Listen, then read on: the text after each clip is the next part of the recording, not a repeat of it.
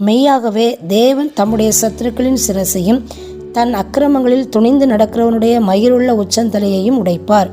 உன் கால்கள் சத்துருக்களின் இரத்தத்தில் பதியும்படியாகவும் உன் நாய்களின் நாவு அதை நக்கும்படியாகவும் என்னுடைய ஜனத்தை பாசானிலிருந்து திரும்ப அழைத்து வருவேன், அதை சமுத்திர ஆழங்களிலிருந்தும் திரும்ப அழைத்து வருவேன் என்று ஆண்டவர் சொன்னார். தேவனே, உம்முடைய நடைகளை கண்டார்கள்.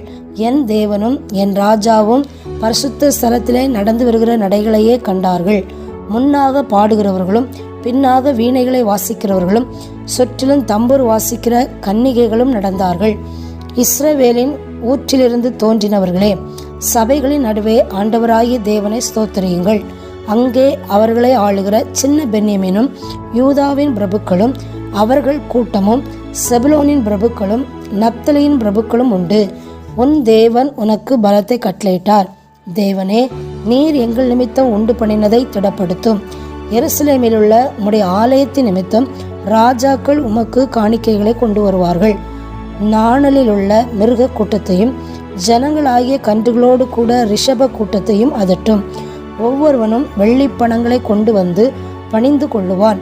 யுத்தங்களில் பிரியப்படுகிற ஜனங்களை சிதறடிப்பார். பிரபுக்கள் எகிப்திலிருந்து வருவார்கள். எத்தியோப்பியா தேவனை நோக்கி கையெடுக்க தீவிரிக்கும். பூமியின் ராஜ்யங்களே, தேவனை பாடி அவரை கீர்த்தனம் பண்ணுங்கள். ஆதி முதலாய் இருக்கிற வானாதி வானங்களின் மேல் எழுந்தள்ளி இருக்கிறவரை பாடுங்கள். இதோ தமது சத்தத்தை பலத்த சத்தமாய் முழங்க பண்ணுகிறார். தேவனுடைய வல்லமையை பிரசித்தப்படுத்துங்கள். அவருடைய மகிமை இஸ்ரவேலின் மேலும் அவருடைய வல்லமை மேக மண்டலங்களிலும் உள்ளது. தேவனே, உமது பரிசுத்த ஸ்தலங்களிலிருந்து பயங்கரமாய் விளங்குகிறீர். இஸ்ரவேலின் தேவன் தம்முடைய ஜனங்களுக்கு பலனையும் சத்துவத்தையும் அருளுகிறவர். தேவனுக்கு ஸ்தோத்திரம் உண்டாவதாக.